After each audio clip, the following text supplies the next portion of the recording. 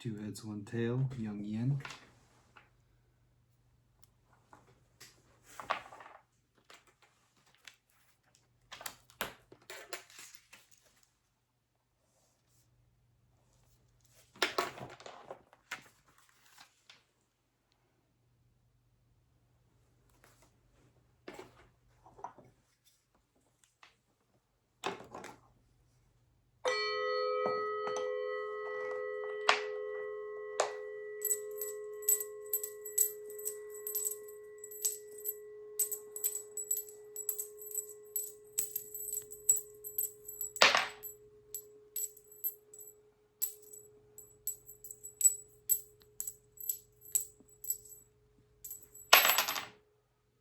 Three heads, Old Yang.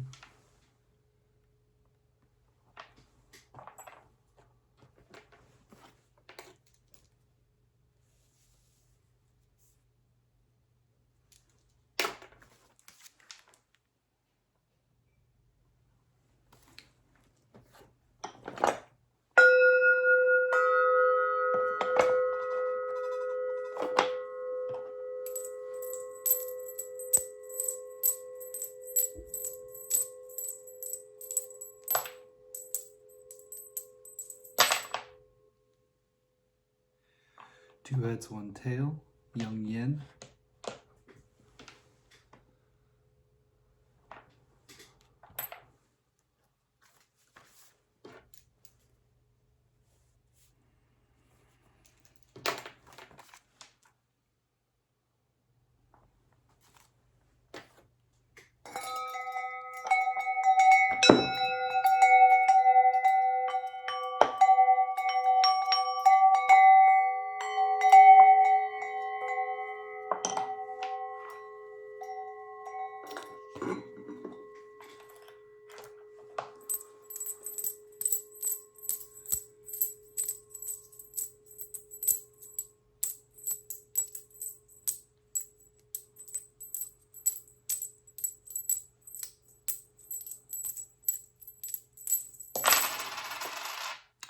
3 tails, old yin.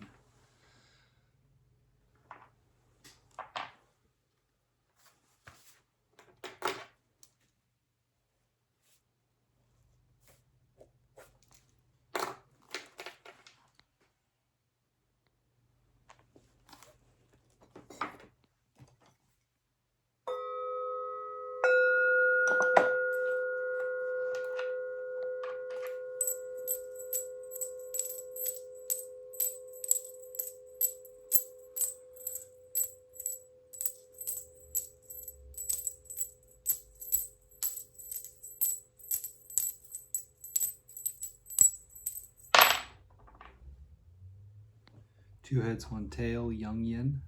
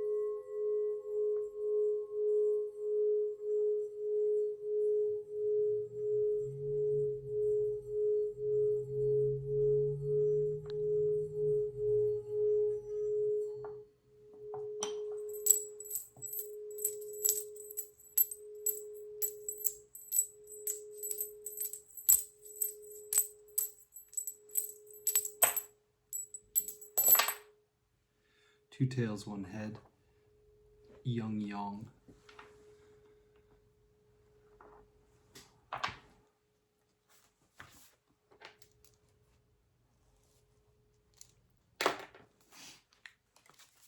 Our bottom trigram of our primary hexagram or inner trigram will be read as broken, solid, broken.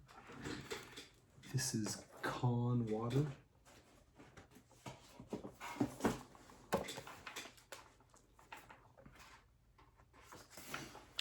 Con is deep water, flowing and formless. He is the complement of Li, dark where Li is bright, unconscious to her sharp lucidity, and represents a more fluid, intuitive, and emotional way of perceiving. This is danger, exposure, and solitude, and the need to respond with courageous self-reliance when confronted by the haunting unknown. Water is the middle sun, situated in the north, associated with midwinter and midnight.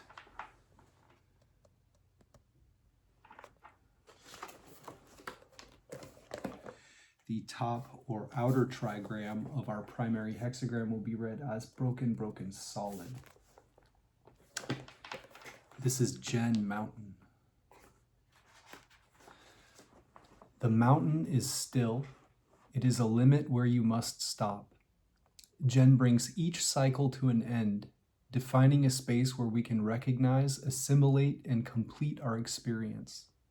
He creates a personal still center amid change where we can retreat for perspective and a firm foundation for new growth. He is well-grounded, confident, and of independent spirit. He is still and knows. Mountain is the youngest son, child of maturity. In the cycle of directions and seasons, he is the northeast, late winter approaching spring, the pivot between cycles.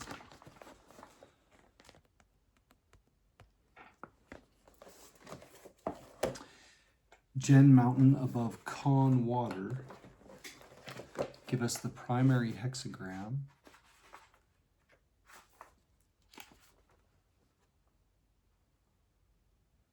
Four.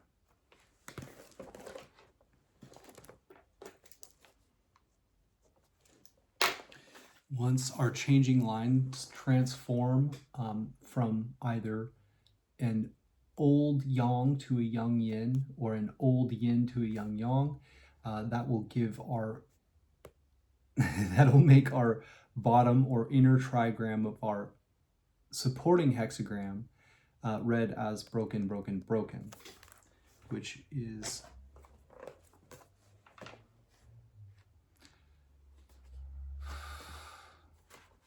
should know this one, Kun Earth, Kun is earth, open to receive and support what comes to her, providing for its full development.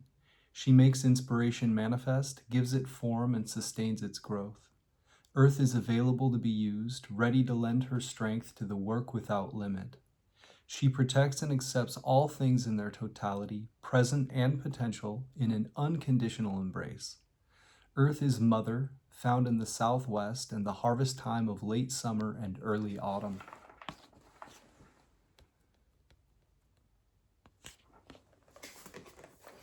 The top or outer trigram of our supporting hexagram will be read as solid, broken, solid. This is Li, fire, and light. Li is fire and light, both inner and outer. As an inner light, she is consciousness at its most lucid and unclouded, holding things together in the mind, perceiving their differences and connections, and discerning the underlying patterns of relationship. And as well as vision, Li is the light that makes things visible, the power to cast light on things, spreading clarity and the awareness of order. Li is the middle daughter, living in the south, the region of midsummer and the burning sun.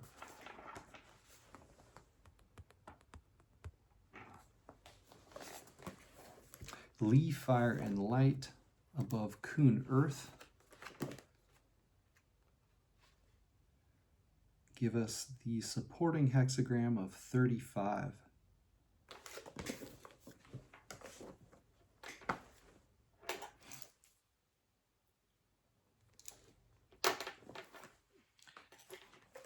We will also find out the secret hexagram, but we'll read that at the very end. For now, we will get the titles to our primary and supporting hexagram from I Ching, the Taoist I Ching by Louis Ming, which he wrote in 1796 as a Taoist adept.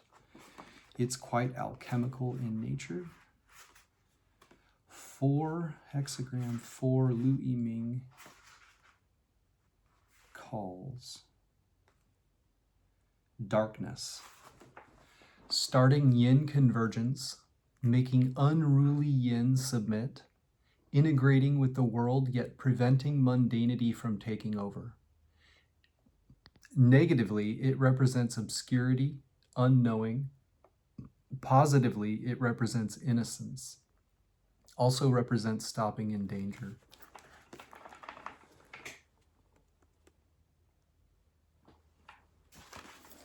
And our supporting hexagram, which puts our primary hexagram in a broader context and influence a direction of travel, an underlying issue that has to do with you and your relationship to it all. 35, advance. Clear-minded sincerity, advancing illumination.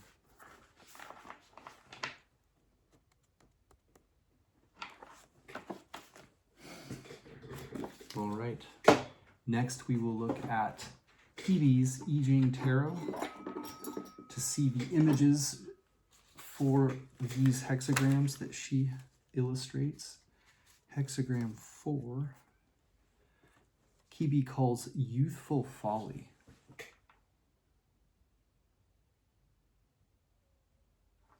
Makes me think of a kid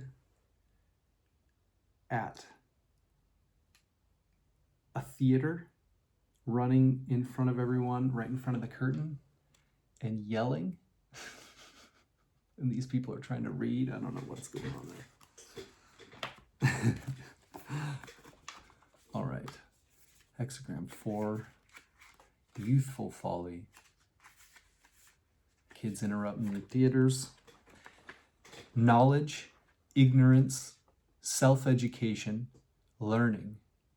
The attitude of someone with little knowledge, such as a child, willing to learn of their own volition in the dim light. Active attitude to learn.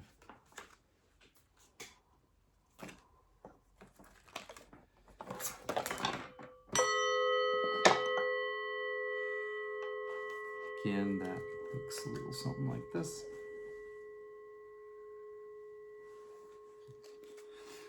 And hexagram 35. Oops.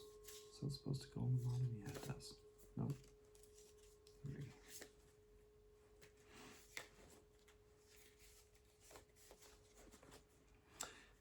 Kibi calls progress. Makes me think of the Knight of Wands. Or, Krishna with his flute riding the bull. With a pheasant above, it looks like. His hair is both white and black, so it's almost like the yin and the yang. And then on his necklace, he's got what looks like kind of like a lion-looking necklace, maybe. 35 progress.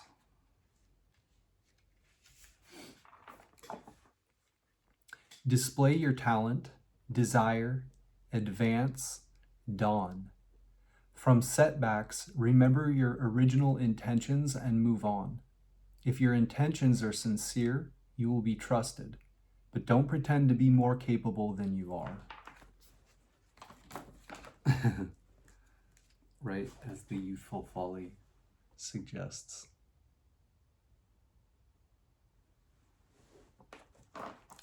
Alrighty.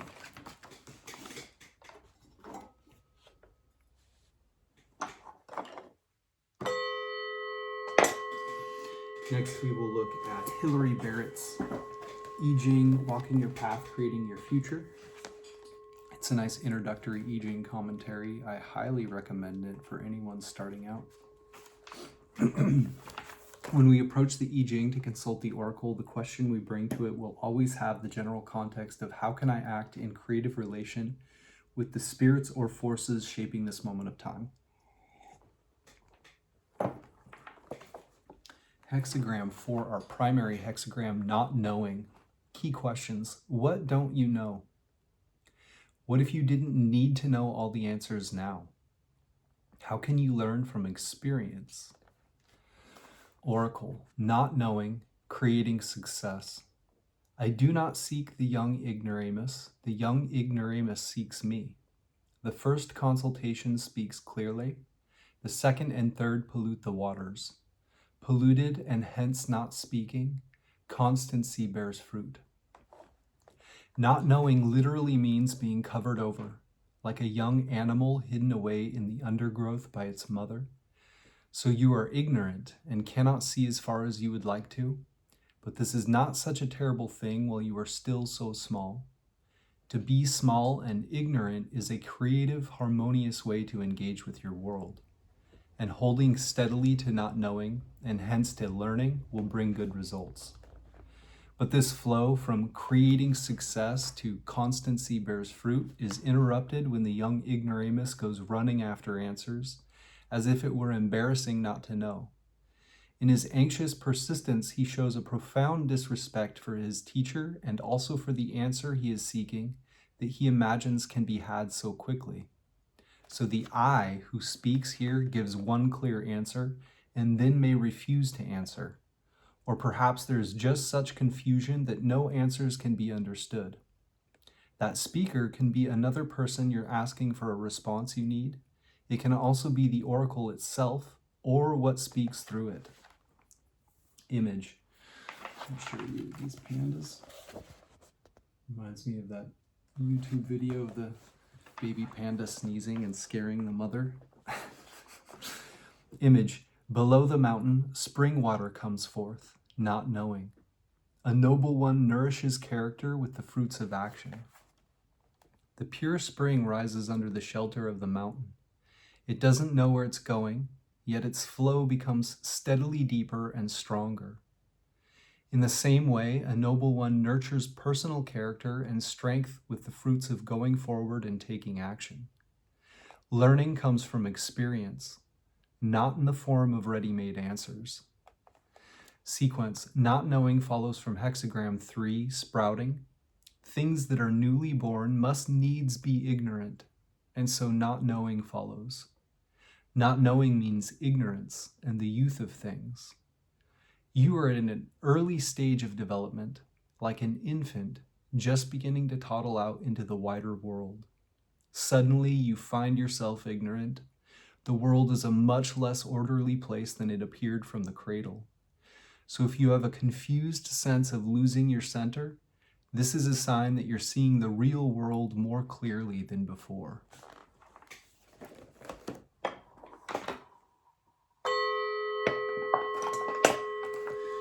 And our supporting hexagram, which puts our primary hexagram in a broader context. Did I say that already? Did we watch? Nope. I don't know what I mean by watch. Puts our primary hexagram in a broader context, an influence, a direction of travel, an underlying issue that has to do with you and your relationship to it all. Hexagram 35, advancing. Key questions. What gifts and opportunities have you been given? How can you make the most of them? Oracle. Advancing. Prince Kong used a gift of horses to breed a multitude. In the course of a day, he mated them 3 times. Prince Kong was the brother of Wu, the martial king who became first ruler of the Zhao dynasty.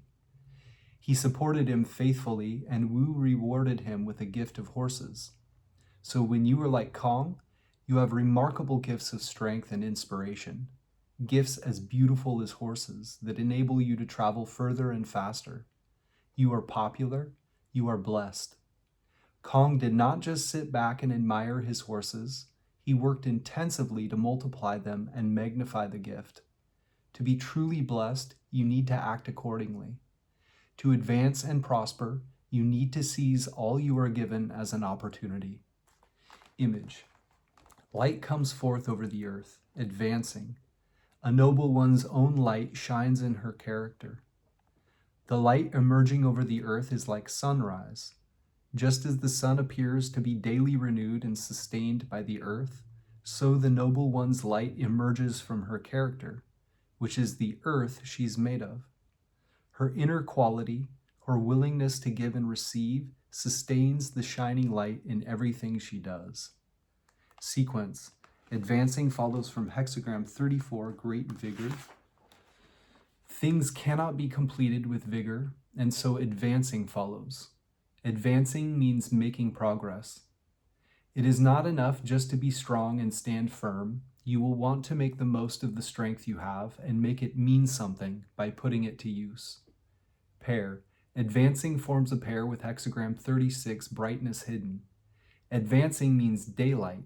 Brightness hidden means castigation. Now you are the one who is popular, blessed and bathed in sunlight. Sometimes you are the one who is punished, pursued and cast out into the dark.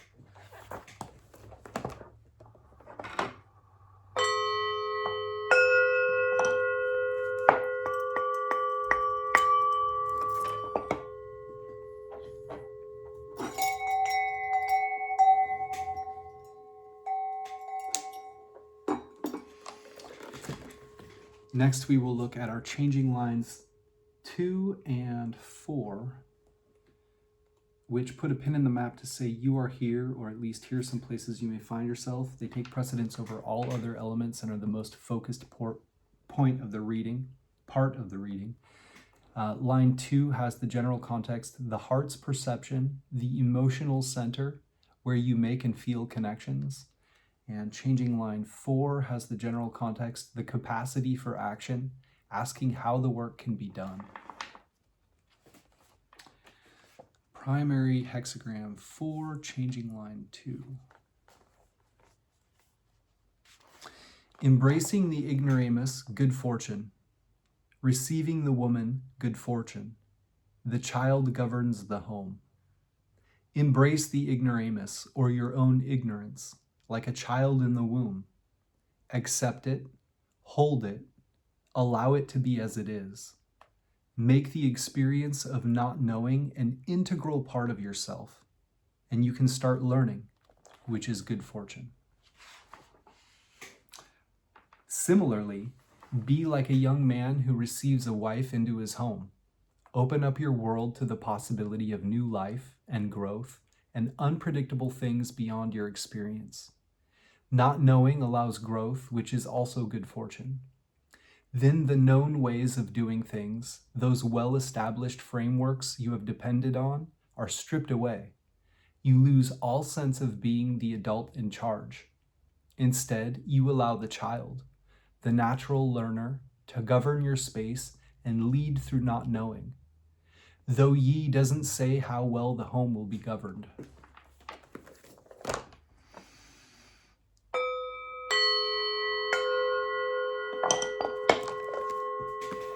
And changing line 4.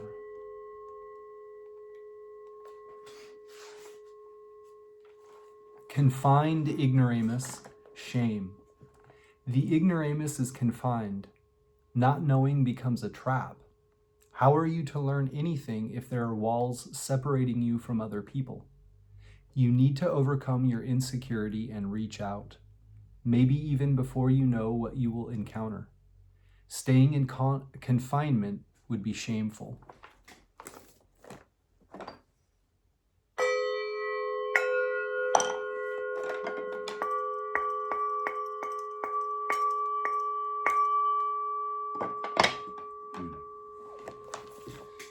Next, we will look at things through the lens of, Bicameral Mind in the I Ching The Oracle, which is an updated translation annotated with cultural and historical references, restoring the I Ching to its shamanic roots. If you have a chance to look into anything Bicameral Mind has done, I highly recommend doing it. This book is no exception. It's rapidly become my favorite I Ching commentary, which is saying a lot. I work with some that I highly admire.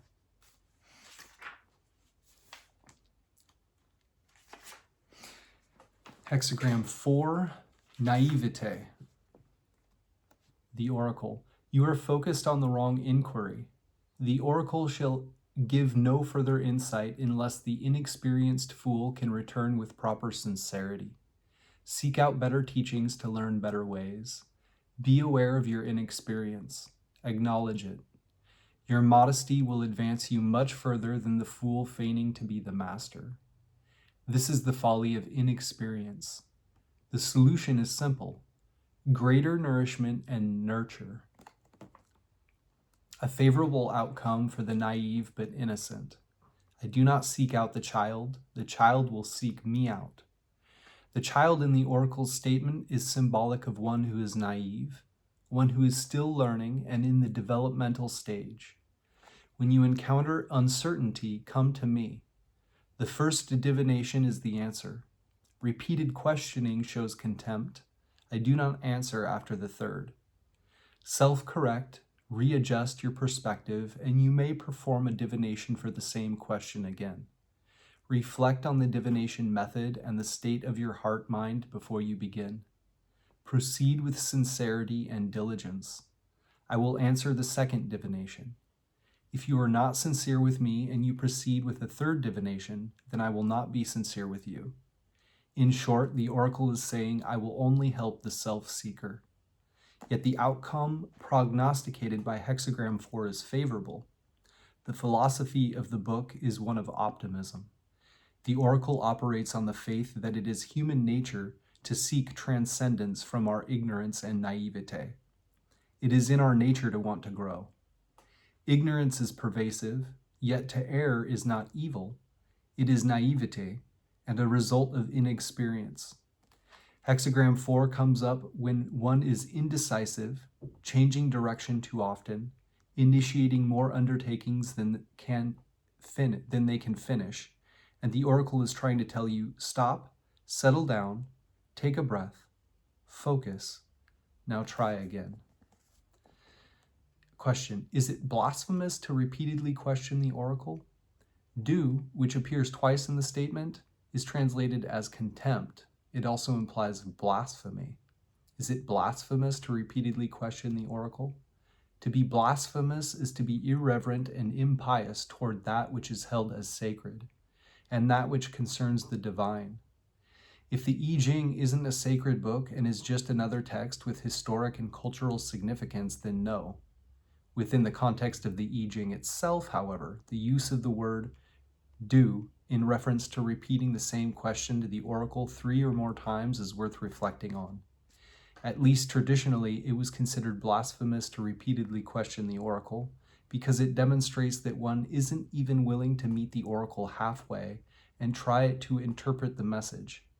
It also demonstrates dissatisfaction with the answer and yet an unwillingness to take any affirmative action on our own to change the outcome. If we are repeatedly dissatisfied with the oracle's answer, then it proves 2 points to heaven, both affirming that someone might not be the right vessel for the sacred. First, if one does not approach divination with a methodical, orderly, and considerate process, honoring the sacred so that the moment of divination is indeed divine, then there is too much chaos and restlessness in the heart to serve the gods. Second, if one has approached divination in a methodical, orderly, and considerate process and received an answer but is still dissatisfied, then it's a sign of being too innately troubled and insecure to serve the gods.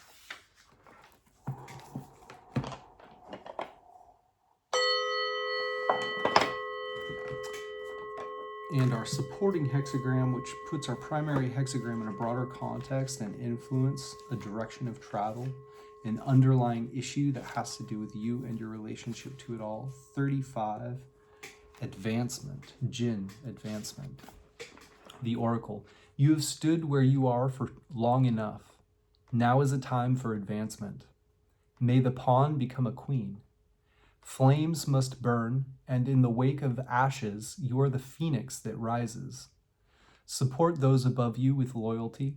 Support those below you with generosity. That is how you expand your influence. Advance like a mouse. Surmount the throne like a lion. All hail the Queen Mother. A ray of light rises above the ground. Progress. The sage's nature is inherently good, and so as pure light shines on the sage, that nature is illuminated brighter and brighter, ever more illustrious and virtuous. The Marquis of Kong casts many extravagant horses of tin. The reference to tin comprises metal and change, as in the Book of Changes. There's an implied meaning from use of the word tin. To be wise is to know that you must be willing to change before you can create change. Hexagram 35 is first about personal advancement through cultivation, then about social advancement by nurturing the hearts of people. And so he is beloved and treated with great courtesy. That word courtesy, while literally translates to meeting 3 times a day, is an idiom that means to be so well loved and attended to that your presence is wanted at least 3 times a day. Here it's translated as beloved and treated with great courtesy. After King Wu established the Zhou dynasty, Shang loyalists in the East launched a rebellion. King Wu sends a great political statement like the Duke of Zhou to quash the rebellion, but then also sends his more romantic, charismatic brother, the Marquis of Kong, to win the hearts of the people, which he does. Once united, the Zhou kingdom advances, ushering in one of China's golden ages. You are like the Marquis of Kong. You bring progress and advancement through your charisma and demonstrated virtues. You are well loved, and through your likability, you gain influence. The Marquis of Kong. The Marquis of Kong is King Wu of Zhao's brother and the 9th son of King Wen, who ruled one of the fiefs in the state of Wei, or Wei, W-E-I. The territory of Wei was referenced in the 3rd line of Hexagram 26, which described a majestic horse giving chase. Wei, or Wei, was ruled by the Marquis's other brother, Gao, Duke of Bi, also referenced in Hexagram 26.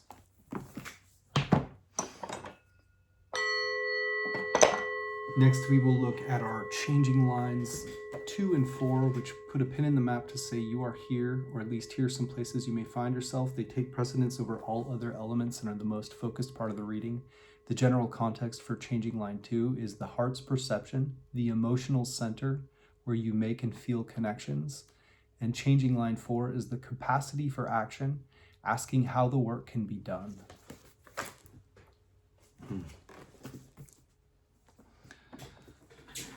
Hexagram 4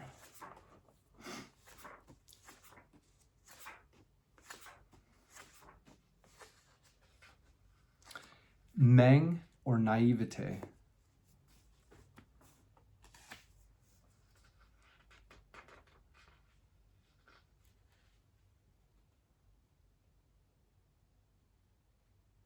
There's a cool section called Practicum 8.1, Reflections on the Oracle's Lesson to the Shaman Medium. That looks super interesting right there. All right. Changing line 2 of hexagram 4, naivete or Meng. Nurture the naive, it will yield fruition. Impregnate the wife, it will yield fruition. Let the son take charge and ascend to head of the family. Appreciate the folly in humanity and devote energy to develop it into wisdom. Investments at this time will bring great returns. Now is an auspicious time for investments in the future. It is also time for a change in leadership. Let the next generation ascend to the head. If you currently hold a position of power, it may be time to find a worthy successor.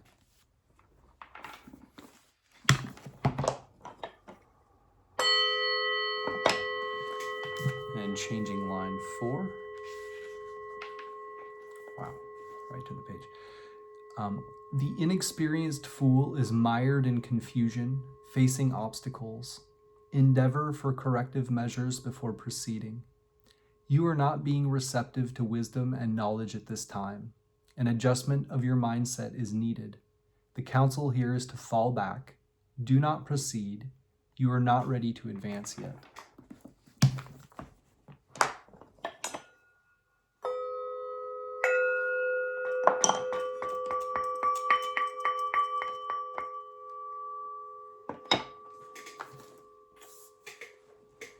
Next, we will look at Lu Yiming's Taoist I Ching, which he wrote in 1796 as a Taoist adept. It's quite alchemical in nature.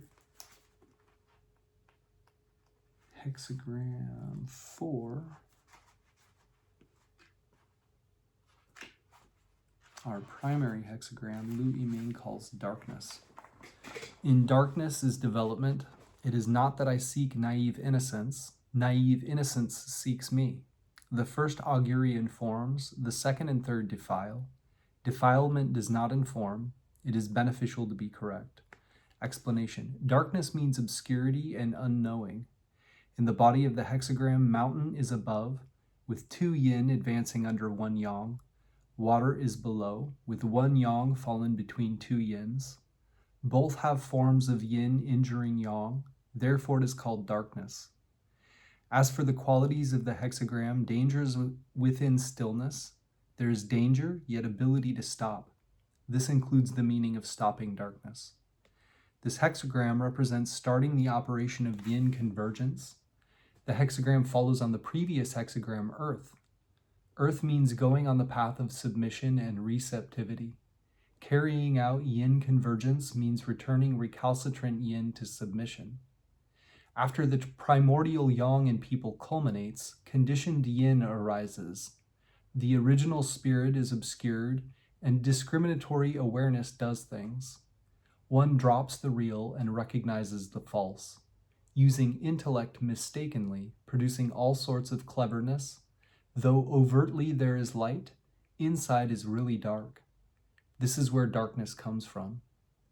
Once you have entered darkness, essence is disturbed and life is destabilized. In a single day, you are born 1,000 times and die 10,000 times, not knowing how to stop. This is most perilous. If you know there is danger and are able to stop it, silencing the intellect, being as though ignorant and dumb, though you be without knowledge outwardly, inwardly you really have knowledge. From false darkness you return to true darkness. Thus it is that in darkness there is paradoxically a way of development. The best development of darkness is innocence. The darkness of innocence unconsciously follows the laws of God, tranquil and unstirring, yet sensitive and effective. All actions flow from the fundamental essence. This is the dignified status of a sage, the aspect of the celestial human. Those who travel the path of darkness must go back to the darkness of innocence. Only then is it the darkness that is returning to the origin. However, this darkness of return to the origin is not a matter of seeking naive innocence oneself. It is naive innocence that seeks oneself. Not seeking innocence oneself means that it does not come about by formal effort and is not attached to forms. Innocence seeking oneself means that it comes naturally and does not fall into voidness. Not clinging to forms, not falling into voidness, not material, not empty. Since it is not a matter of seeking the real, one does not exclude the artificial either. Ever calm, yet always responsive yet ever calm. It is not darkness, yet resembles darkness. It is darkness, but actually not darkness. External things cannot enter inside, thoughts cannot arise. One does not seek reality, but reality is here. But this path that is neither form nor void has two methods: nurturing darkness and opening darkness, which should be known. When yin and yang are mixed, the natural reality has not yet been injured, and external influences have not yet entered. Darkness belongs to reality. It is like a first augury when the yarrow sticks are not yet divided, surely giving direction at first. One should be open, calm, sincere, and serious, thereby going on the path of non-contrivance. Once yin and yang have divided, there is a lack of natural reality. External influences creep in, and darkness winds up in falsehood. It is like when the yarrow sticks are messed up after 2 or 3 auguries. Without awaiting their directions, one may change arrangements, thus going on the path of striving. The path of non-contrivance nurtures the darkness of reality. The path of striving transforms the darkness of falsehood. Nurturing reality, transforming falsehood, striving and non-striving are to be used according to the time and situation as appropriate. One may proceed from striving and wind up non-striving, or one may succeed in striving by way of non-striving. In either case, the ultimate accomplishment is to use the highest good without evil, wholly integrated with natural principle, to go back to the origin, return to the fundamental, and revert to innocence. Those who travel the path of darkness must do so in the correct way.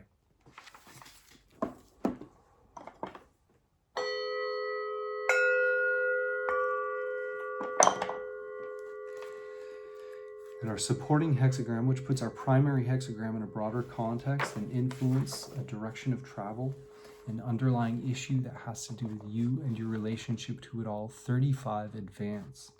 Advancing, a securely established lord presents many horses and grants audience 3 times in a day. Explanation. Advance is progress. As for the qualities of the hexagram, above is fire, luminous, and below is earth, receptive.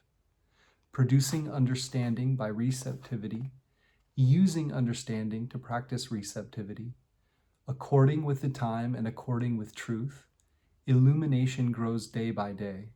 Therefore it is called advance.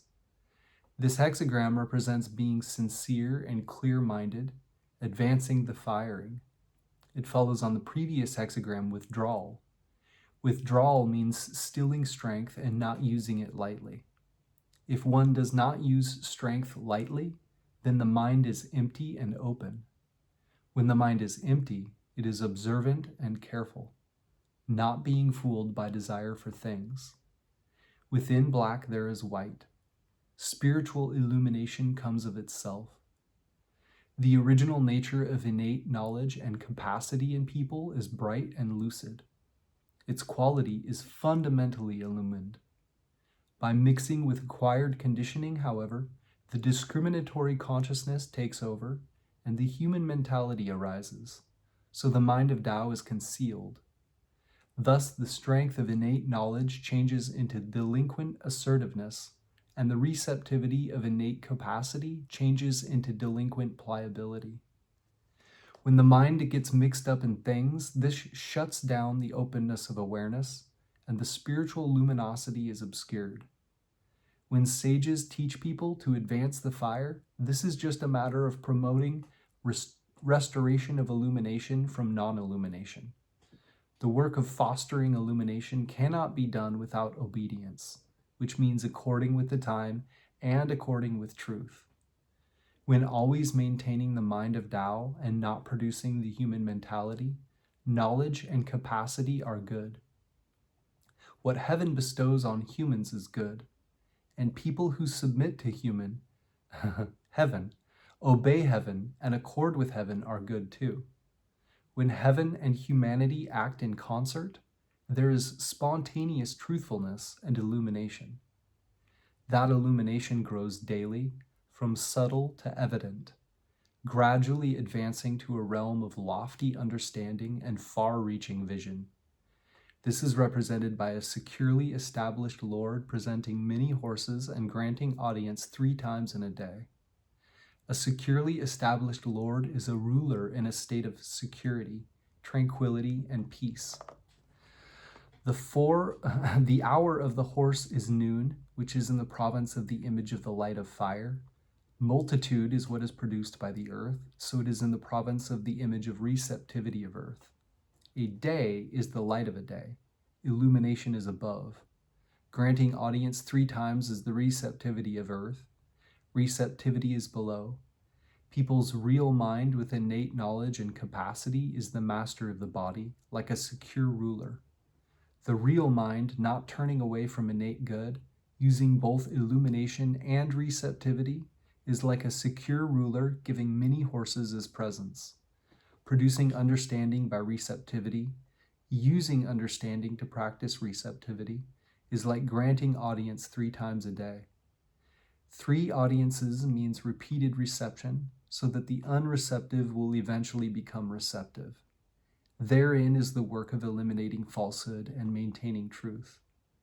When one eliminates falsehood and maintains truth, the human mind becomes submissive and receptive, and the mind of Tao becomes manifest. Truthfulness leads to illumination. Illumination leads to truthfulness. When truthfulness and illumination are simultaneously included, one clarifies the quality of illumination and rests in the highest good. Then the work of advancing the fire is completed.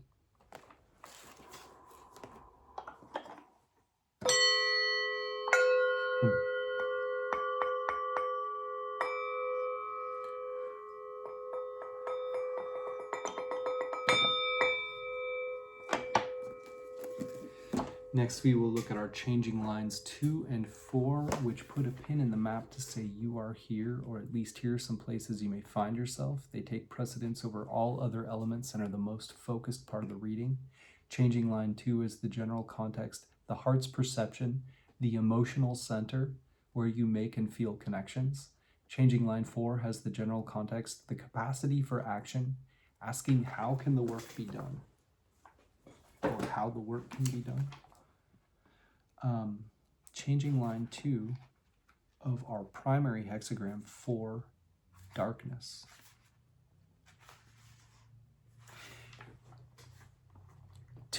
Taking in darkness is good.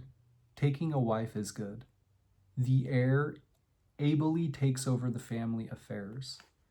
Explanation. Being firm yet capable of flexibility, using yin to nurture yang is taking in darkness. When darkness is taken in, outside is dark while inside is light. Not only is yang energy not damaged, it even grows. This is like the good fortune of taking a wife, with the heir naturally taking over the family affairs. This is the time when one can nurture positive energy in darkness.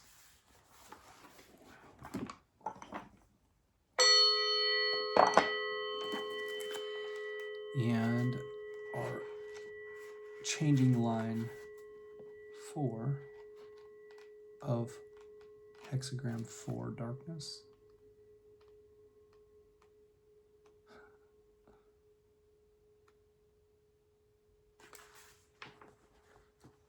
Mounted on a horse, yet not going forward. Oh, sorry, that's hexagram 3. Changing line, hexagram 4, changing line 4. Stuck in darkness, there is regret.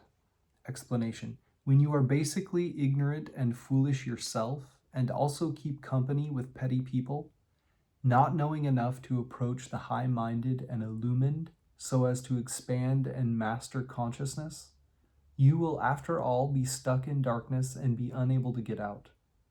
You will suffer regret and worse. This is being in the dark without even knowing it is dark.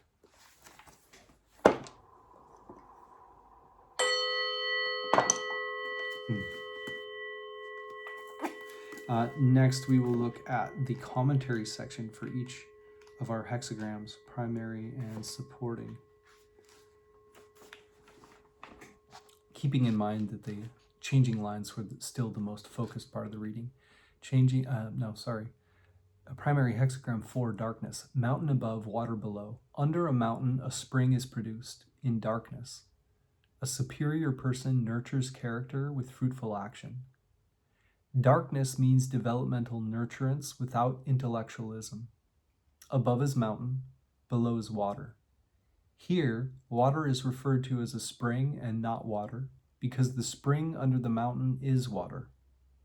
When a spring is produced under a mountain, the spring is nurtured by the mountain, being water with a basis, flowing far from a deep source, going through without hindrance. This is the image of darkness. What superior people see in this is that when those who practice the Tao want to exercise virtue outwardly, first they must develop character inwardly. If one acts without development, the action will have no basis. Without inner mastery, action will injure character.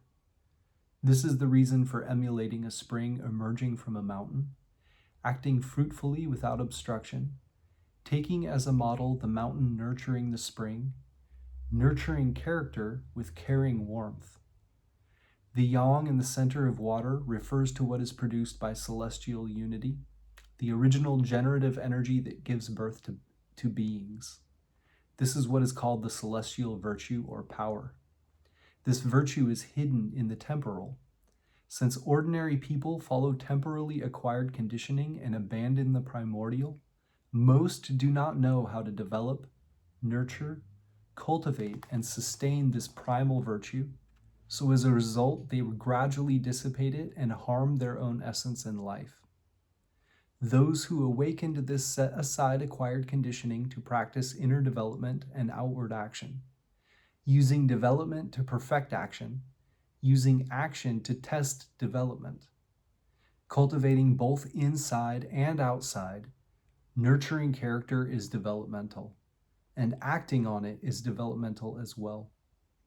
Nurturing character means no worthy quality is left undeveloped. Fruitful action demands that every act be fruitful. Nurturance of character demands that it be nurtured until it is stable as a mountain. Only then is development complete. Fruitful action demands that it be effective as a spring flowing day and night. Only then is fruition complete. Action fruitful, character developed, one completes one's nature and understands the meaning of life, integrated with the celestial design, unconsciously following the laws of God. This is why darkness is valued.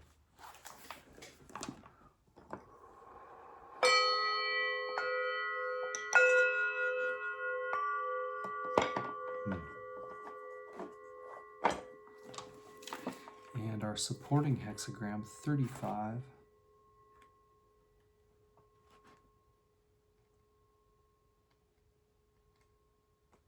Which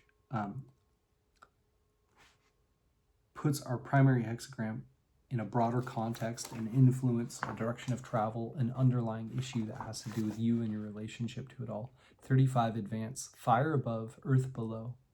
Light emerges over the earth, advancing. Thus do superior people by themselves illumine the quality of enlightenment. Advance is progress. Above is fire, associated with the sun, and below is earth. This is the sun emerging over the earth. The sun is light, the earth is basically dark. When the light of the sun emerges over the earth, it goes from darkness to light. This is the image of advance. What superior people see in this is that just as the sun sets and also rises, in the same way people can obscure their good qualities and also can illumine them.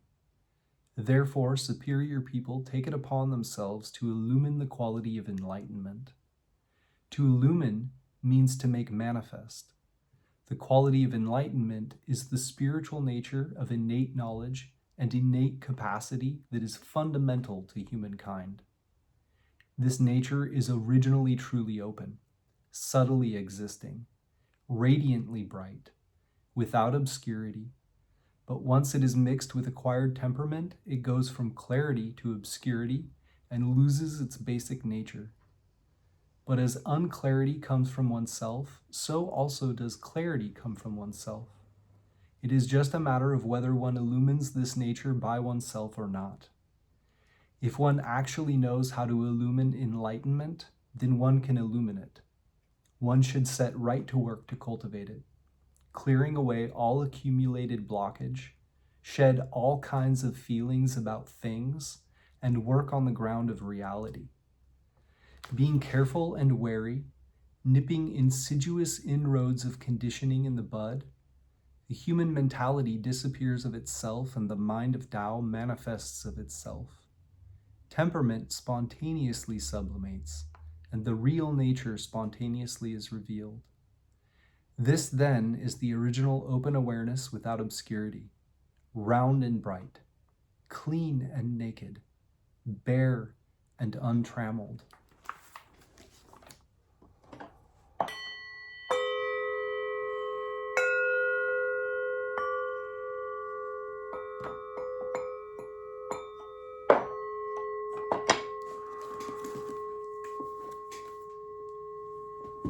Next, we will look at James de Corn's Gnostic Book of Changes,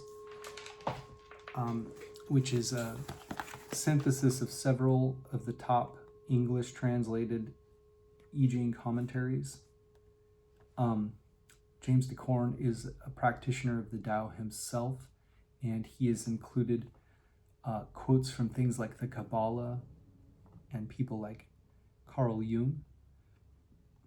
And he provides a summary at the end of each section. Hexagram 4, James de Corn calls inexperience.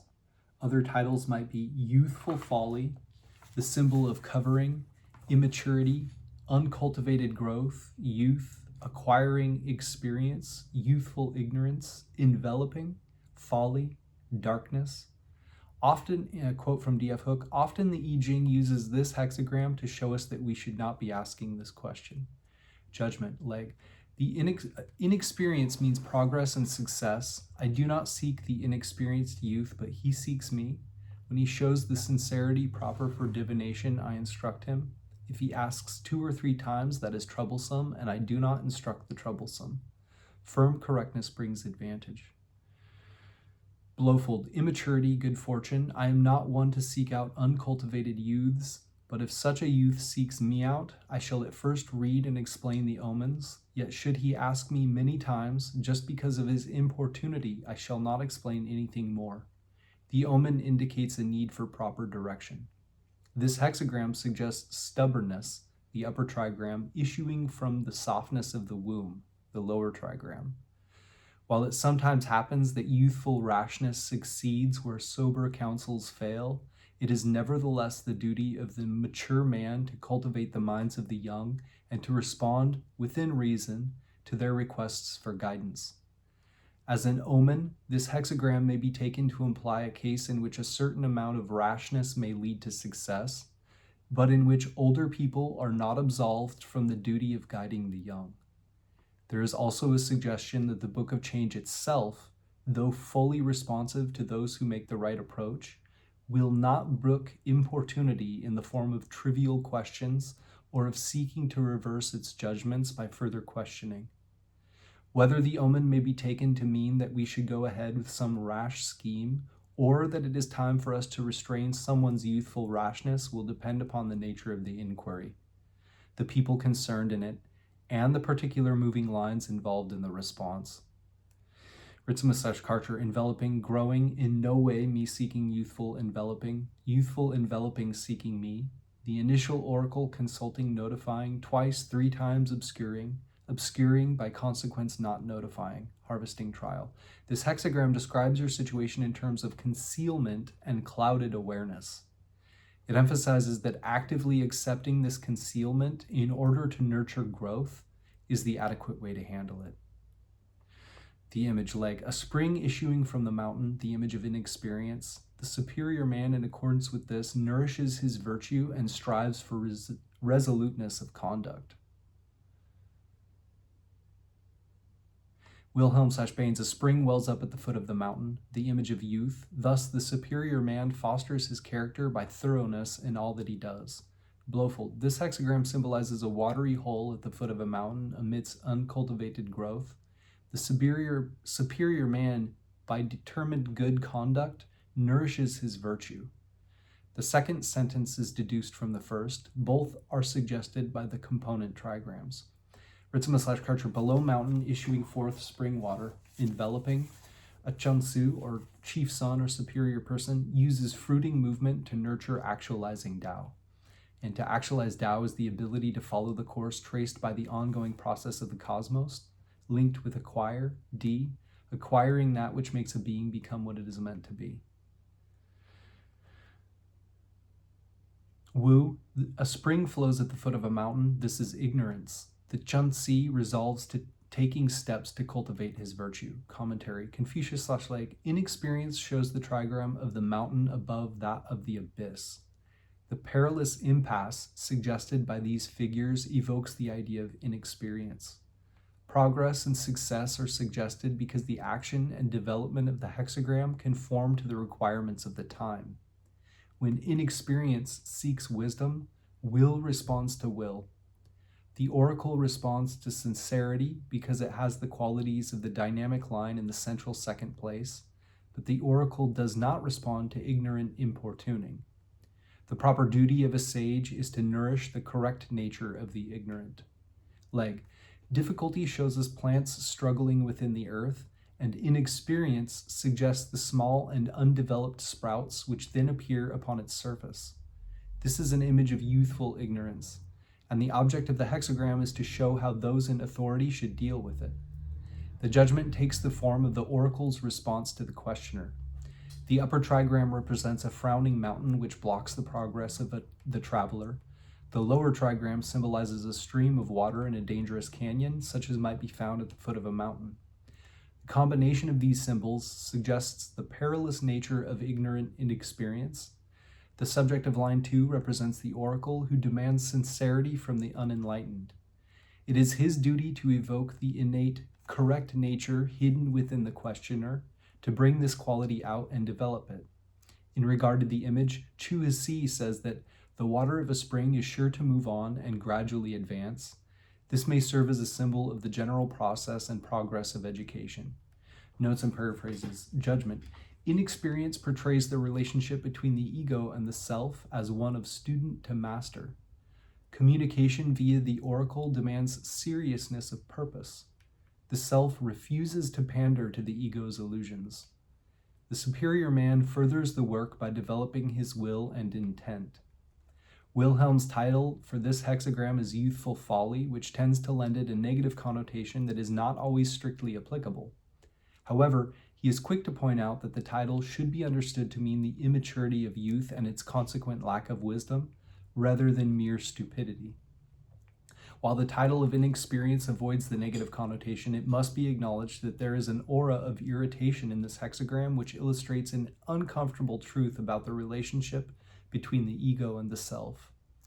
The self is an awesome archetype, and once one has established contact with him, he assumes a distinctly stern personality.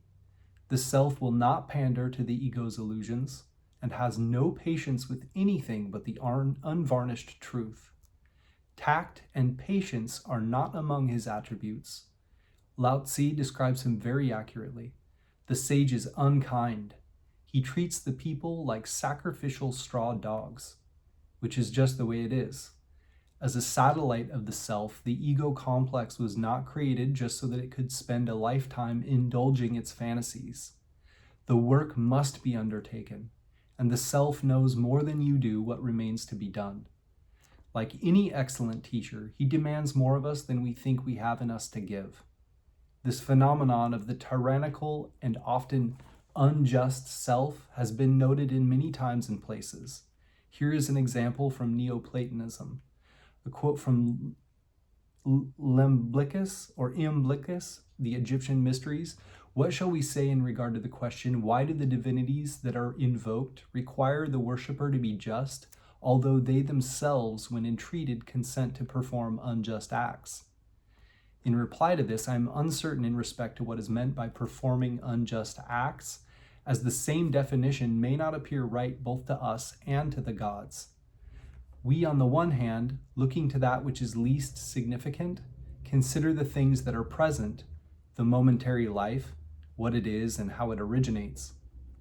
The beings superior to us, let me say, know for certain the whole life of the soul and all its former lives, and if they bring on a retribution from the supplication of those who invoke them, they do not increase it beyond what is just.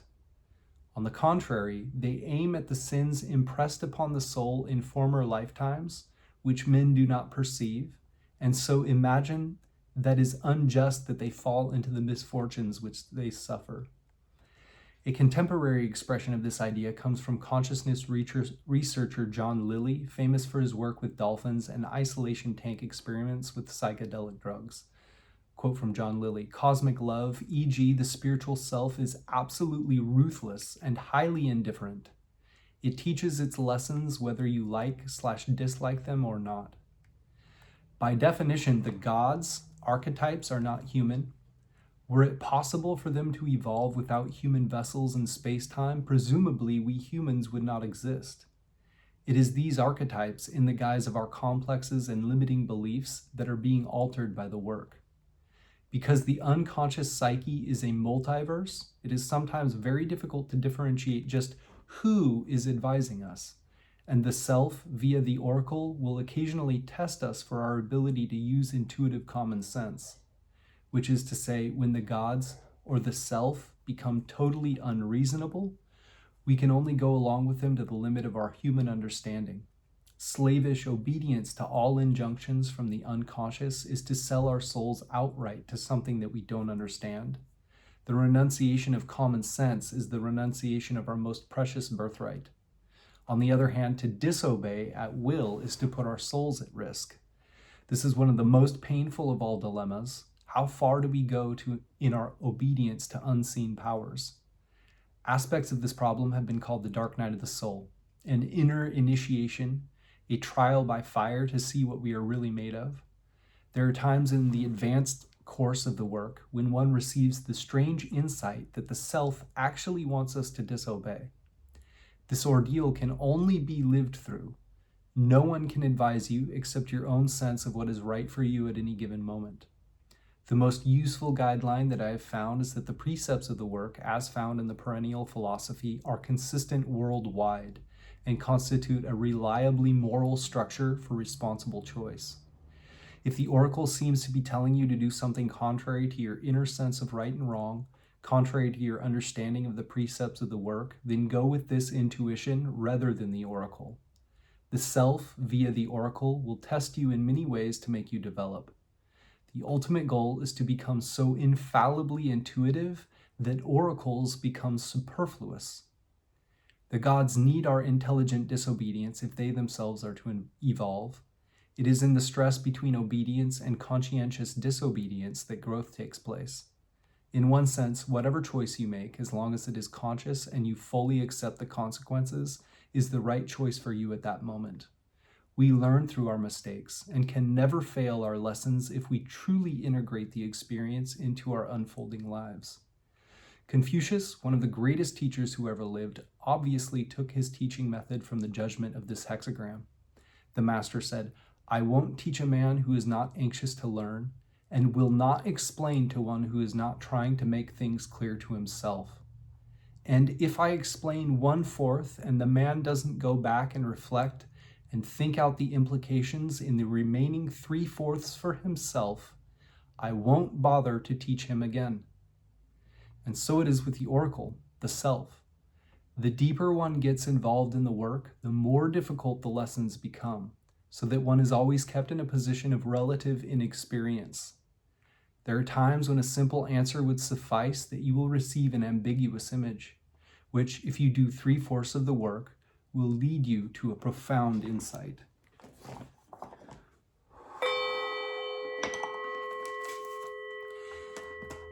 And our supporting hexagram, which puts our primary hexagram in a broader context and influence, a direction of travel, an underlying issue that has to do with you and your relationship to it all. 35, Advance of Consciousness. Other titles might be Progress, Prospering, the symbol of forwardness, to advance, advancement, making headway, getting the idea. Comes the dawn. Judgment leg. In Advance of Consciousness, we see a prince who secures the tranquility of the people, presented on that account with numerous horses by the king, and 3 times in a day received at interviews. Blowfold Progress. The richly endowed prince receives royal favors in the form of numerous steeds and is granted audience 3 times in a single day. This passage indicates great merit richly rewarded. Ritsuma/Karcher. Prospering. The calm feudatory avails of bestowing horses to multiply the multitudes, daytime, sun, 3 times reflected. This hexagram describes your situation in terms of thriving in the full light of the sun. It emphasizes that contributing to this increase by helping things to flourish is the adequate way to handle it. Wu, advancement, indicates that the prince who has secured peace and prosperity of the state is conferred with many fine horses. The king grants him an audience 3 times in one day. The image, leg. The image of the earth and that of the bright sun coming forth above it form advance of consciousness. The superior man, in accordance with this, gives himself to make more brilliant his bright virtue. Ritsuma/Karcher. Brightness issuing forth above earth, prospering. A Chunsu, or chief son or superior person, uses originating enlightening to brighten actualizing Tao. And to actualize Tao is the ability to follow the course traced by the ongoing process of the cosmos, linked with acquire, D, acquiring that which makes a being become what it is meant to be. Wu, brightness rises above the earth. This is advancement. Thus the Chunsi keeps his bright virtue shining. Commentary, Confucius/Leg. In Advance of Consciousness, we have the bright sun appearing above the earth, the symbol of docile submission cleaving to that of the great brightness, and the magnetic line advanced and moving above. All these things give us the idea of a prince who secures the tranquility of the people. Leg. The subject of the judgment is a feudal prince whose services to his country have made him acceptable to his king. The king's favor has been shown to him by gifts and personal attentions. The symbolism of the lines indicates the situations encountered by the prince. The written character for this hexagram means to advance, a quality it shares with hexagrams number 46, pushing upward, and number 53, gradual progress. In the present case, the sun ascending from the earth to the meridian readily suggests the idea of advancing. Hu Ping Wen, Yaon Dynasty, says, "Of the strong things there is none so strong as heaven, and hence the superior man patterns himself on its strength. Of bright things there is none so bright as the sun, and he patterns himself on its brightness." Anthony, this hexagram concerns self-development which yields progress in our external life situation. If we are not making progress, we should review our attitude. Some widely accepted ideas may be decadent from the viewpoint of the sage, hence obstruct progress. Anthony's sage is conceptually identical to the self. Notes and paraphrases. Judgment. When the autonomous manifestations of our inner drives are channeled, their energy becomes the ego's own. Psychologically interpreted, ego and self are in accord. The superior man focuses his awareness on perfecting the work. Sometimes this can take the meaning of wise up. The trigram of clarity in progression over that of docility gives the formula for an advance of consciousness. the submission of the ego to the restrictions of the work, and the consequent tranquil subjugation of one's restless drives, appetites, and impulses eventually results in a focused flow of energy from within. After years of effort, this is sometimes felt physically as a radiating sensation emanating from the chest or heart region. To receive this figure without changing lines does not necessarily mean that one has reached this phase of the work, but it suggests progress in that direction. The traditional name for this hexagram is in fact progress. The king presenting horses to the prince in reward for pacifying the kingdom is analogous to the self rewarding the ego for controlling the autonomous forces within the psyche. This is a quintessentially shamanic discipline. The horses symbolize tamed drives and emotions. Such circumstances indicate an advance of consciousness or progression toward the goal of enlightenment, or psychic integration, symbolized by the sun traversing the earth. A quote from E.C. Whitmont in The Symbolic Quest.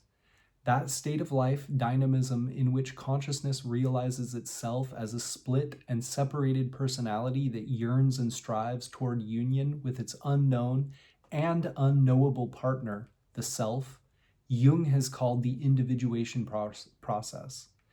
It is a conscious striving for becoming what one is, or rather is meant to be.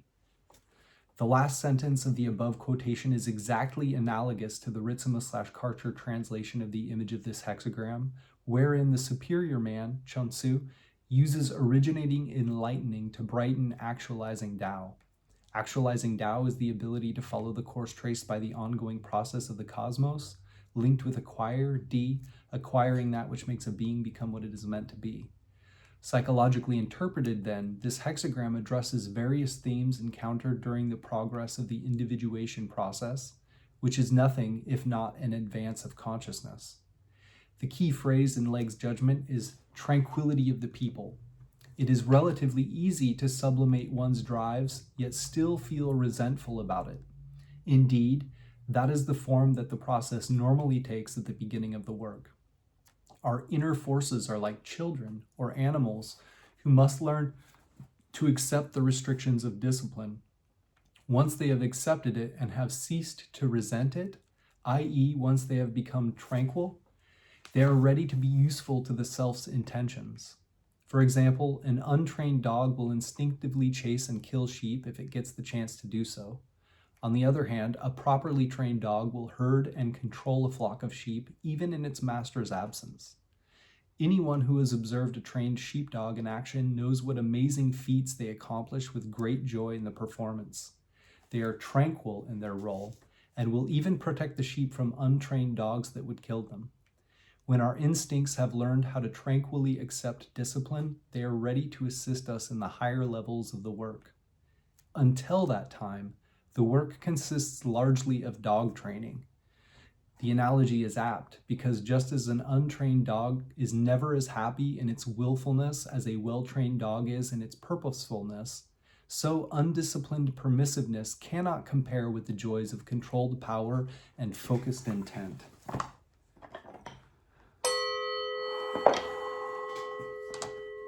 Next, we will look at our changing lines 2 and 4, which put a pin in the map to say you are here, or at least here are some places you may find yourself.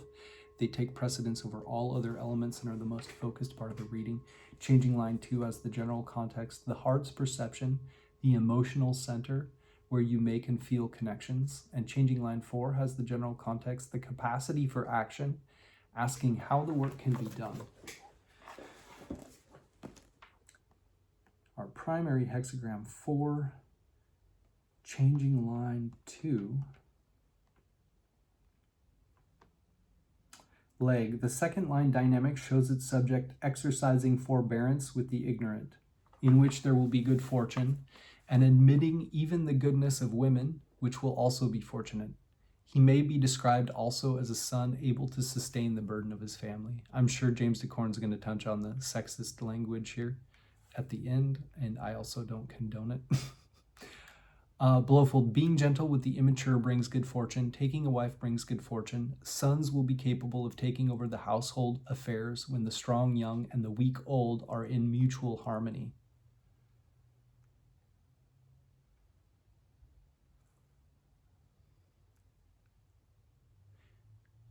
Cleary 2, it bodes well to embrace the ignorant. It bodes well to take a wife. The child becomes head of the family.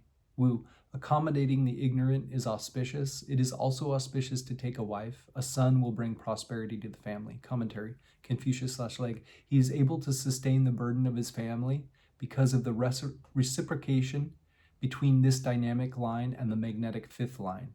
Wilhelm/Baines, firm and yielding are in union. Blofeld, no Confucian commentary on this line. Ritzema/Karcher, solid and supple, articulating indeed. Cleary 2, firmness and flexibility, meeting and joining. Wu, the strong-minded and the soft-hearted have communicated with each other. Leg, on the second line, dynamic and in the central place, devolves the task of enlightening the ignorant with forbearance and humility. In proof of his generosity, he even receives or learns from weak and ignorant women. He appears as the son taking his father's place. Notes and paraphrases. Su, the man is tolerant of the ignorant and kind to women. He resembles an official capable of assuming the delegated duties of a prince in directing a large social body with inner strength and outward reserve. Wing, the person in this position has indeed developed himself a true appreciation of humanity in all of its folly and beauty. Such a person can lead others with wisdom, compassion, and inspiration, and attain all the success attributed to the great and wise historical leaders. Editor, because the I Ching is an empirically valid guide to ethical behavior, we must interpret the sexist imagery in Legge and Wilhelm's version of this line as intrapsychic symbolism. Ignorant equaling aspects within the psyche resistant to change, women equaling eros function, emotions, feelings. To admit even the goodness of women is to acknowledge those feelings which nurture the psyche. Family equals the psyche, son equals the conscious ego, father equals the self. Able to sustain the burden of his family equals able to control psychic impulses. A quote from Marcus Aurelius, "From Sextus I learned a benevolent disposition and the example of a family governed in a fatherly manner, and to tolerate ignorant persons and those who form opinions without consideration. He had the power of readily accommodating himself to all." James DeCorn breaks changing line 2 down into two possible succinct definitions, A and B. A, you are competent to handle the situation, and B, the image suggests the consciously responsible management of thoughts and feelings. And changing line 4. Legge, the fourth line magnetic shows its subject as if bound in chains of ignorance. There will be occasion for regret. Blofeld, obstinacy and immaturity cause harm. This line may also be taken as a warning against a too idealistic or visionary attitude. Cleary 2, stuck in darkness, regretful. Wu, being besieged by ignorance is a cause for regret. Commentary, Confucius/Legge. This is due to her distance from the solidity shown in lines 2 and 6. Wilhelm/Baines, this line of all things is furthest from what is real. Blofeld, they harm us by leading us astray from the right course. Ritzema/Karcher. Solitariness, distancing substance indeed. Cleary 2, the regret of being stuck in darkness is having strayed from reality on one's own. Wu, the subject is alone and far from the yang. Legge, the fourth line is far from both the second and sixth and can get no help from her first line correlate who is as weak as she is. What good can be done with or by her? Notes and paraphrases suit. Clinging to folly inevitably means humiliation. The wise teacher may have to instruct by letting the subject experience the consequences of his errors. Wing, your fantasies and obsessions will consume you. Your attitude is unrealistic in regard to what is really going on in your life, and therefore you cannot be instructed. You may ultimately be saved by experiencing fully the humiliation that follows. Editor, this is an image of confusion and illusion. In the best sense, it is a counsel against making a foolish choice, i.e., hopefully you haven't made it yet. Quote from Plotinus in the Enneads, thus comes about what is called loss of wings or the chaining of the soul. It's no longer are the ways of innocence in which it presided over the higher realms. Life above was better by far than this, a thing fallen, chained, at first barred off from intelligence and living only by sensation. The soul is, as they say, in tomb or cavern pent.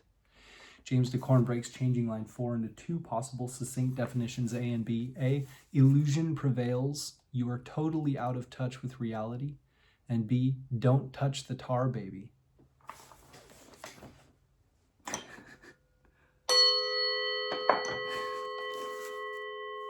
All right, next we will get our secret hexagram by looking at the second, third, and fourth lines of our primary hexagram for the bottom line, bottom trigram, and our third, fourth, and fifth lines of our supporting hexagram for our top trigram.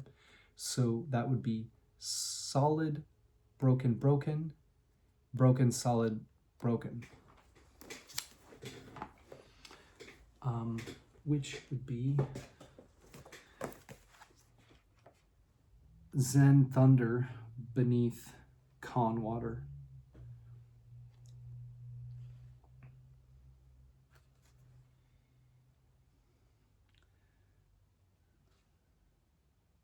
Which is hexagram 3, dark, no. That's sprouting. Hexagram 3.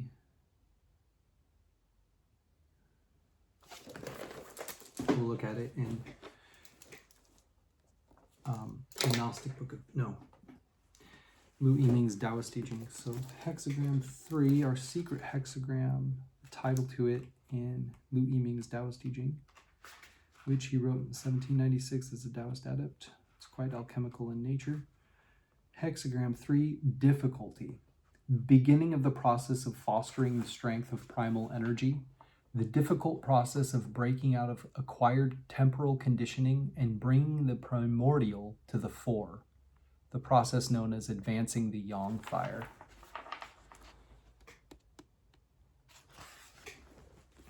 Man, did I not write the titles to any of these down? I didn't. Darkness. 3 is difficulty.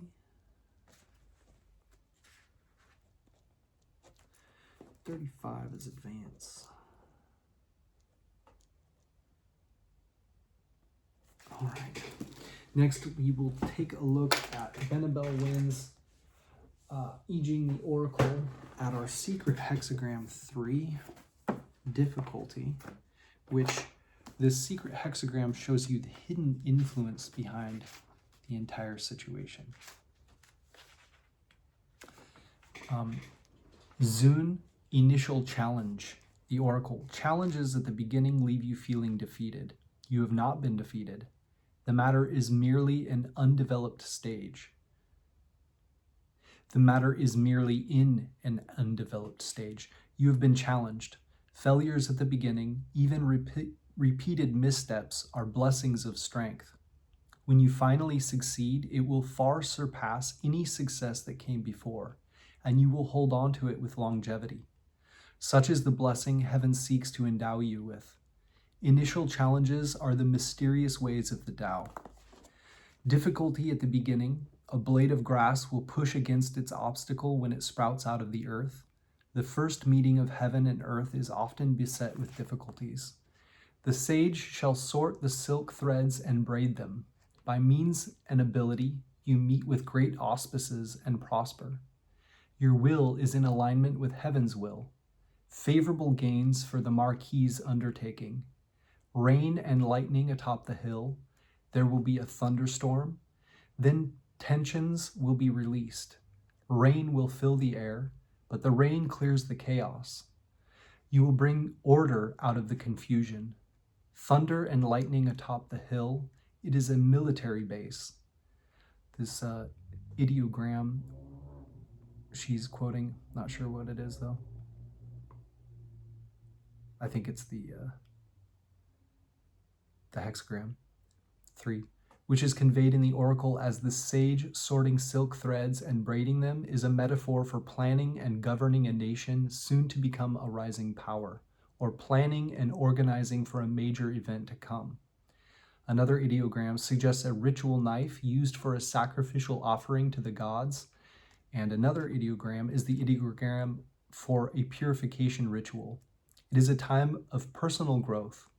What you plant now is only a seed, dormant in the earth, but when moisture awakens it, that seed has the power to grow strong, so strong as to split rocks. Likewise, for now, you must store your energy, build momentum slowly and steadily, and prepare for the sudden breakthrough. You nurture within you a rising power, an auspicious omen, favors bestowed. In summary, Hexagram 3 indicates environmental or social setbacks that cause initial hindrances with conception or the gestation period. However, the final prognostication is fortuitous. You will realize that everything you went through was worth it.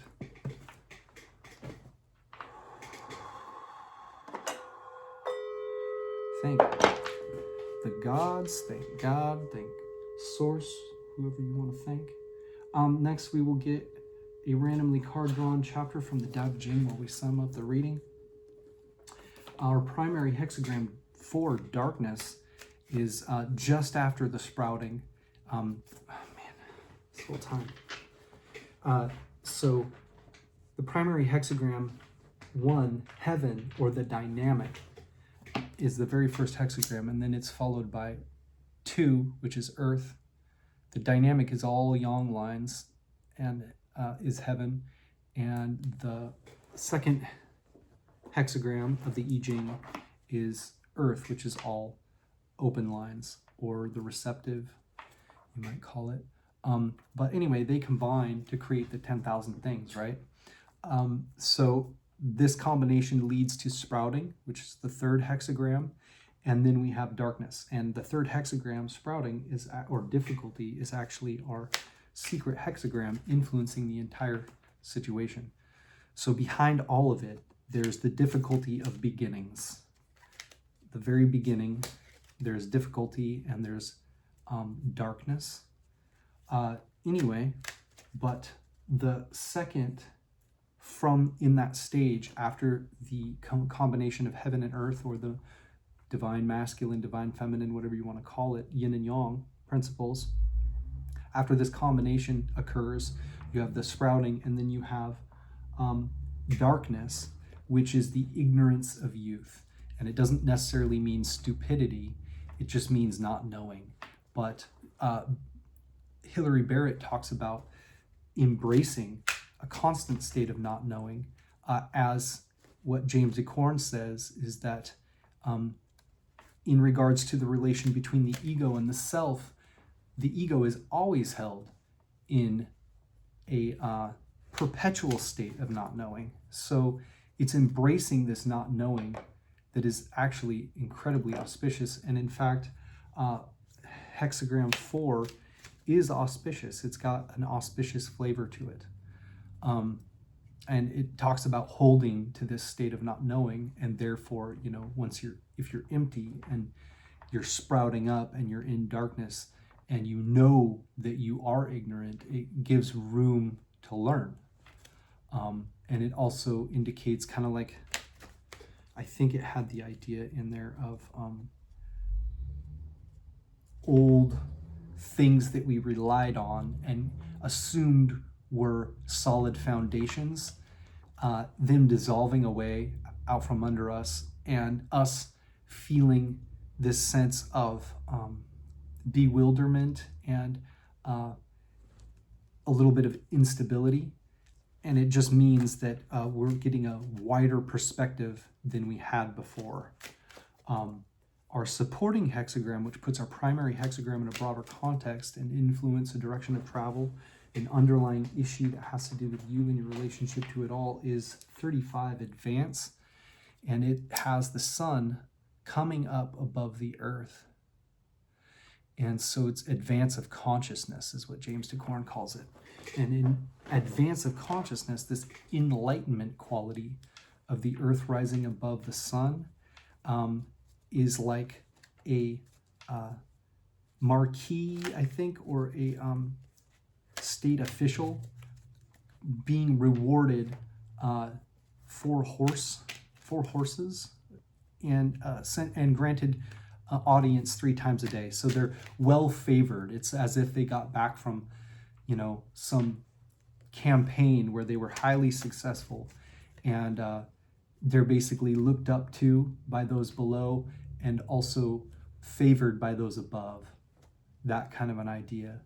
And it's a time where it's time to move and advance, and it would be at this stage shameful to stay in one position and not advance.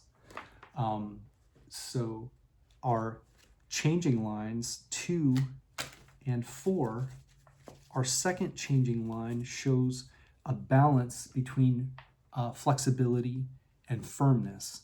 And due to the 4th line's distance from both the 2nd and 6th lines, which are both yang lines, this 4th line is not very auspicious. It doesn't have the reliability of the firm lines next to it even to cling on to. And so it highlights how 2 is in a stable position and 6, right? So it wants to be balanced, right? So it's not super auspicious necessarily to have all yang lines, and it's not necessarily super inauspicious to have all yin lines. It's just that there should be a sort of like a balance within, and also the yin should be, profitable yin and not negative yin or forgot what they call it. But anyway, so this second line is auspicious. It shows a sort of balance, like I said, between firmness and flexibility. And James Acorn, in his Gnostic Book of Changes, breaks changing line 2 down into 2 possible succinct definitions, A and B. You are competent to handle the situation, and B, the image suggests the consciously responsible management of thoughts and feelings. And in here we had some interesting, potentially sexist language, but the editor broke it down. So James Acorn says, because the I Ching is an empirically valid guide to ethical behavior, we must interpret the sexist imagery in Legge and Wilhelm's version of this line as intrapsychic symbolism, ignorant meaning aspects within the psyche resistant to change, women meaning eros function, emotions, feelings. To admire even the goodness of women is to acknowledge these feelings which nurture the psyche. Family equals the psyche, son, the conscious ego, and father, the self, the uppercase self.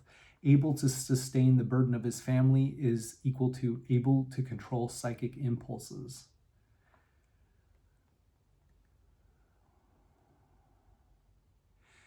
Anyway, and in changing line 4, so these are the most focused parts of the reading, it shows pretty much an opposite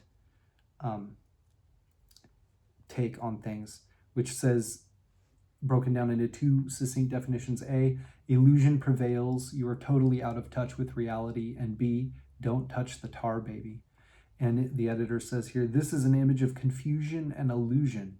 In the best sense, it's a counsel against making a foolish choice, i.e., hopefully you haven't made it yet. And then he quotes Plotinus in the Enneads. Thus comes about what is called loss of wings, or the chaining of the soul. It's no longer are the ways of innocence in which it presided over the higher realms. Life above was better by far than this. A thing fallen, chained, at first barred off from intelligence and living only by sensation. The soul is, as they say, in tomb or cavern pent. There was also the idea that in our primary hexagram, darkness, that we should seek kind of like a teacher, right? Our secret hexagram 3, that is like the hidden influence behind the situation, or maybe what people might call bottom deck energy. When you do the tarot card thing and you have the supporting what supports the reading at the bottom of the deck there, is 3, initial challenge.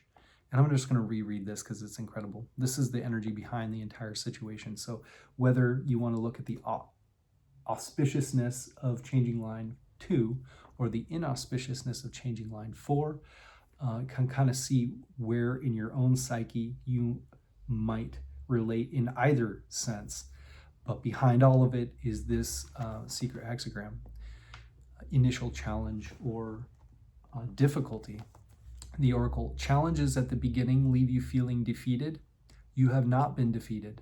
The matter is merely in an undeveloped stage.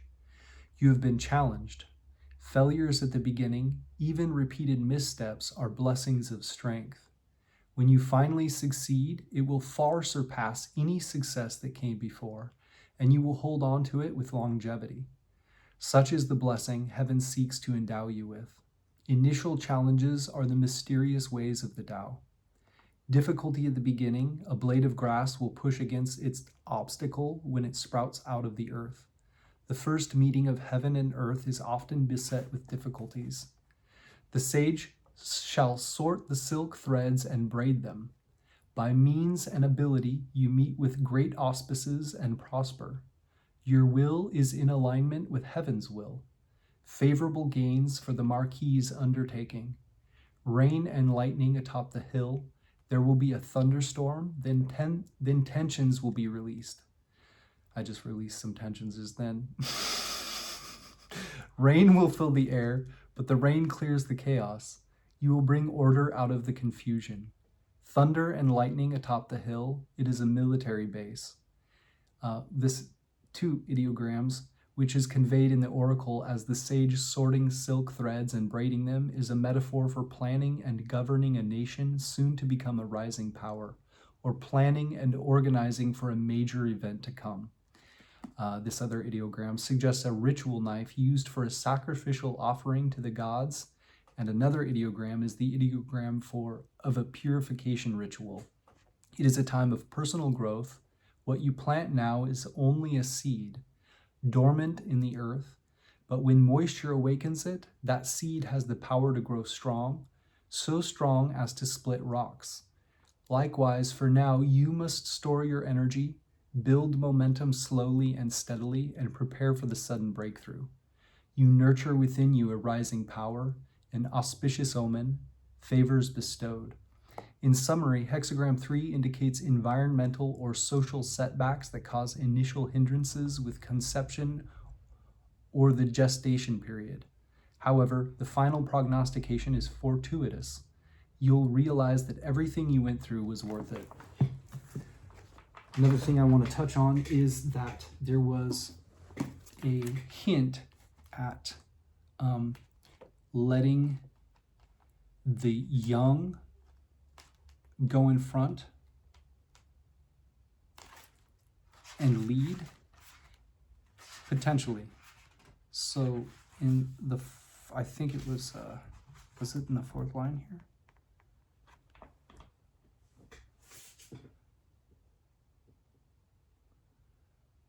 No.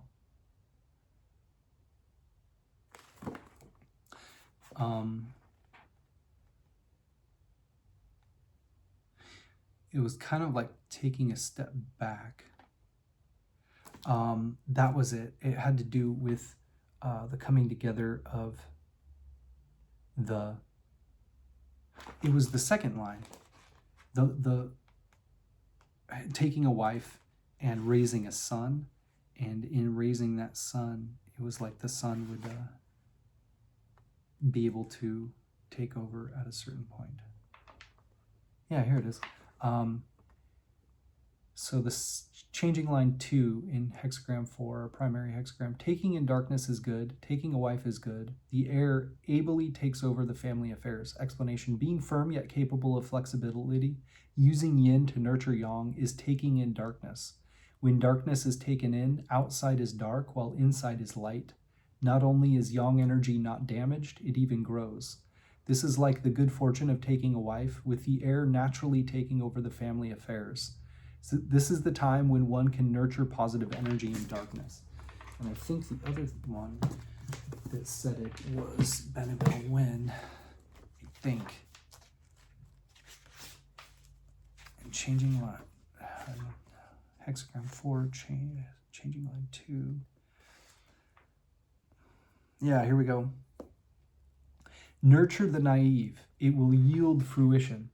Impregnate the wife, it will yield fruition. Let the son take charge and ascend to head of the family.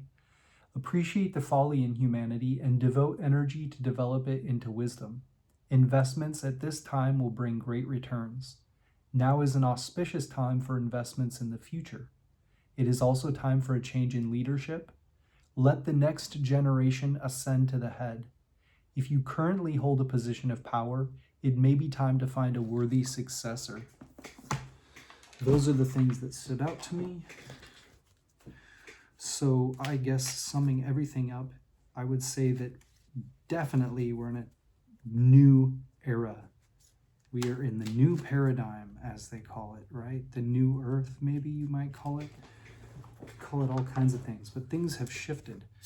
And we are at a new stage where we are ignorant, find ourselves ignorant, but holding to ignorance is a creative process.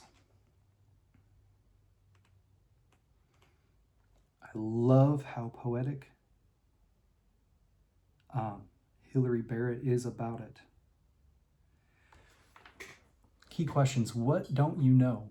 What if you didn't need to know all the answers now? How can you learn from experience? Not knowing literally means being covered over like a young animal hidden away in the undergrowth by its mother.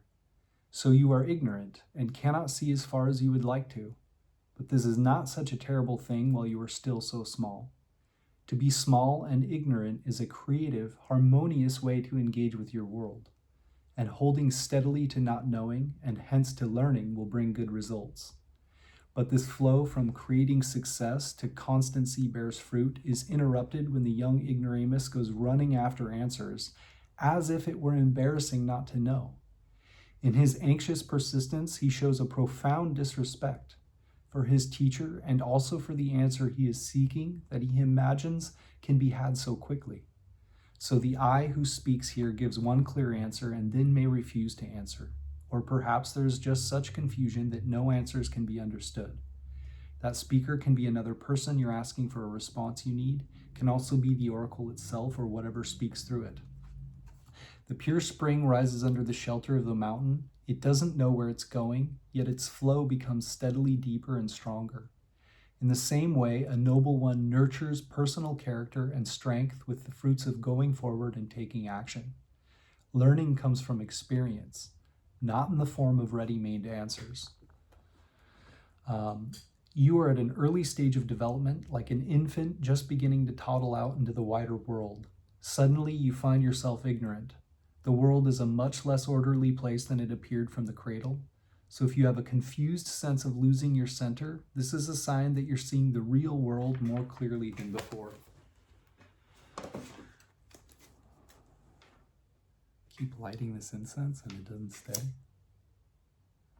It talks about in our secret hexagram 3, the hidden influence behind things is that you starting out and having difficulties is part of the nature of the Tao. And it also means that when you are able to finally succeed fully, it will be far greater than it would have had you not had kind of like a stutter start or issues in the beginning of an undertaking. But that's just the nature of things. And I imagine it's similar to a bird breaking out of a shell. Like they say that the energy that it takes and the struggle is what allows the chick to survive when it's outside. So it's similar to thinking about everything that's led us to this point where we're like breaking out of our shells into this new space was necessary. It doesn't have to be something that's looked at as negative. It can be something that can be looked at as a challenge for growth to take place so that when we are toddling around in this new space that we're learning for the first time, we at least have the stamina to keep an open mind and not revert to kind of trying to jump in the shell, that we can be able to face the unknown with a certain amount of stability and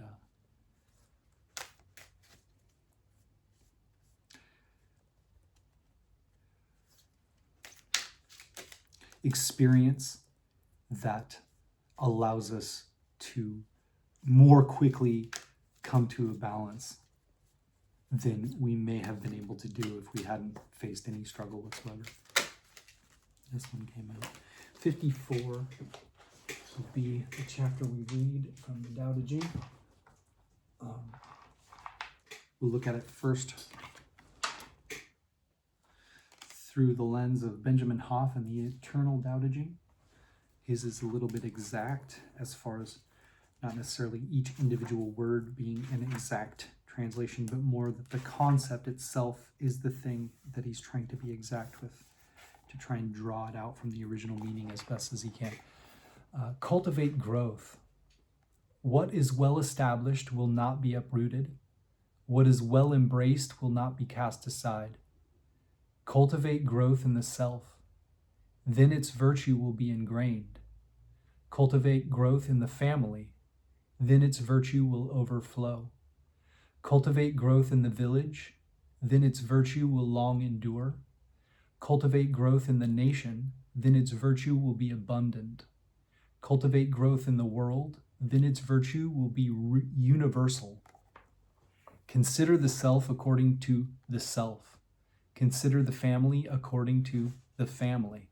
Consider the village according to the village. Consider the nation according to the nation. Consider the world according to the world. And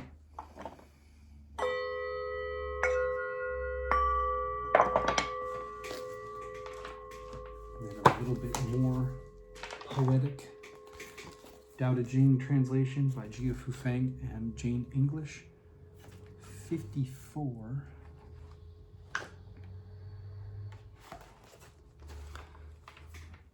What is firmly established cannot be uprooted. What is firmly grasped cannot slip away. It will be honored from generation to generation. Cultivate virtue in yourself, and virtue will be real. Cultivate it in the family, and virtue will abound. Cultivate it in the village, and virtue will grow. Cultivate it in the nation, and virtue will be abundant. Cultivate it in the universe, and virtue will be everywhere. Therefore, look at the body as body, look at the family as family, look at the village as village, look at the nation as nation, look at the universe as universe. How do I know the universe is like this? By looking.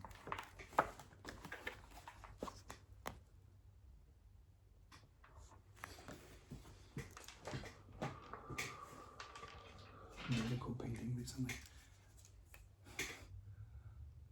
Sort of.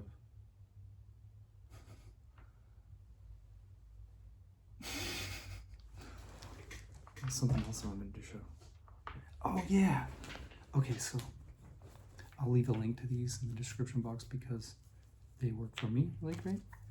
Got them from these people in Etsy who make fidgets, but they're purple heartwood rolly ball dealies. It actually is like a combination of Druidry and Taoism, maybe, in that they're made of wood.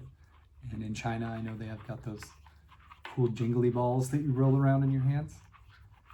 But these are related to several different planets. Purple heartwood is Uranus, Neptune, the Moon, Venus, Mercury, at least those, which is actually an incredible amount for most woods. It's in Africa that purple heartwood grows, so traditionally I don't think Druids used it, but the fact that it's wood. Anyway, I highly recommend picking these up. it feels like you can circulate energy in your body. I watched a Taoist master spin around a smaller version of like a gourd looking thing. This one's made of jade, but it's the idea of storing the energy in your lower dantian. But him spinning it around while he was having questions asked of him made me think that he was doing kind of like an internal churning of energy, an energy circulation. But there's a lot of benefit to circulating energy in your body through the various nadis or channels, and to create a certain amount of self-development that helps also with like kundalini and all of those kinds of things. So yeah, anyway, really, really great. I also have these other fidgets that I've shown before too, that I've got bog oak ones, which are associated with likely the sun and also Jupiter and Mars, and then purple heartwood ones. I've written yin and yang on one each. I use it as a similar idea of kind of like doing that alchemical work with the feminine and masculine, or the yin and yang energies.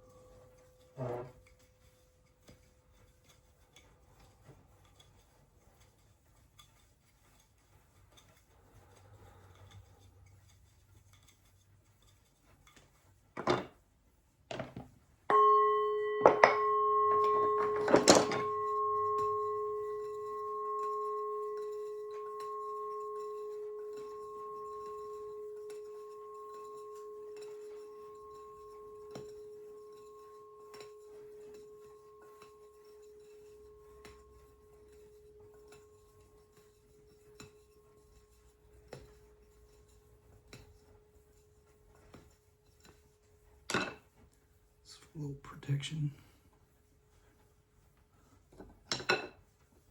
Where